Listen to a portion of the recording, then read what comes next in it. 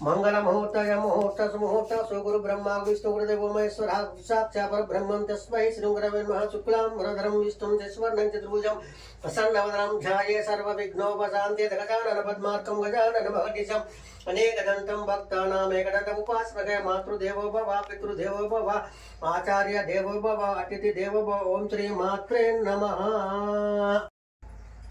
గుడి అంటే మన కన్నతల్లి ఎలాంటిదో గుడి కూడా అందరికి అమ్మవారు కూడా కన్నతల్లి జన్మనిచ్చ లాంటిది అమ్మవారు కూడా. కాబట్టి గుడి అంటే గుడి ఆవరణలో ఎంతవరకు ఉందో ఆవరణలో అక్కడ కూడా మామూలుగా శుభ్రత శుచిరత ఉండాలి. కాబట్టి మనం కూడా అపవిత్ర అయితే కూడా అమ్మవారు కూడా అపవిత్రమైనట్టే. కాబట్టి భక్తులు వస్తారు పోతారు పూజలకు వస్తారు. కాబట్టి అపవిత్రంగా ఆ డ్రైనేజ్ నీళ్ళకి వెళ్ళి నిలవడానికి కూడా వాళ్ళు కూడా చాలా మంది బాధపడుతున్నారు.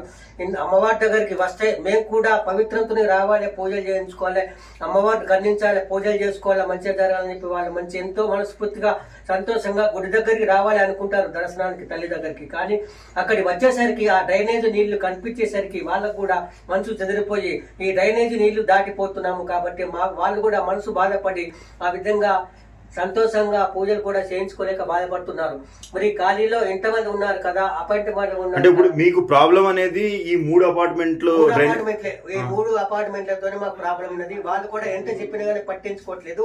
పవిత్రంగా గుడికి రావాలి కానీ అమ్మవారి గుడి దగ్గరికి అపవిత్రంగా భక్తులు వస్తున్నారు. కాబట్టి వాళ్ళు కూడా అందరు తెలుసుకొని ఏదో నిర్ణయం తీసుకొని అమ్మవారికి కృపకు పాత్ర కావాలని నేను లేదు. డ్రైనేజీ బంద్ చేస్తేనే అంతేగాని చెప్పి నాకు కూడా ఉండేది. కాబట్టి నాకు కూడా లేదు, ఏదైనా వాళ్ళు డ్రైనేజీ కట్టించుకోవాలి అంతేగాని మీరు మొత్తం డ్రైనేజీ వాటర్ మొత్తం బాత్రూమ్ లో వాటర్ అంతా కూడా ముగ్గురు కలిసి కూడా అపార్ట్మెంట్ గారు చర్చించుకొని ఆ నిర్ణయం తీసుకుంటే మాకు కూడా మంచిగా ఉంటుంది చెప్పి మనం చేస్తాం. ఎందుకంటే నడుచుకుంటూ వస్తుంటే వాసన ఒకటే వాసన, అసలు రాలేకపోతున్నాం. మరి ఘోరంగా ఉంది పరిస్థితి. అమ్మవారి గుడి ముంగట కూడా అపవిత్రం అయితే మనకు కూడా మంచిగా ఉండదు. కాబట్టి మీరు కూడా నిర్ణయించుకుంటే బాగుంటుందని చెప్పి భక్తులకు మనం చేస్తున్నాను. అపార్ట్మెంట్ వాళ్ళ ముగ్గురికి అందరం నిర్ణయం తీసుకుంటే అందరూ సర్వే జన సుఖినో భవంతు, అందరూ బాగుండాలి.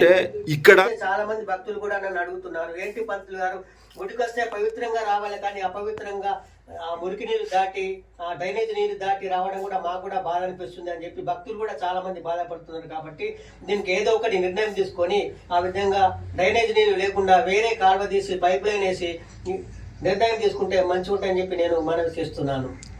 Thank you.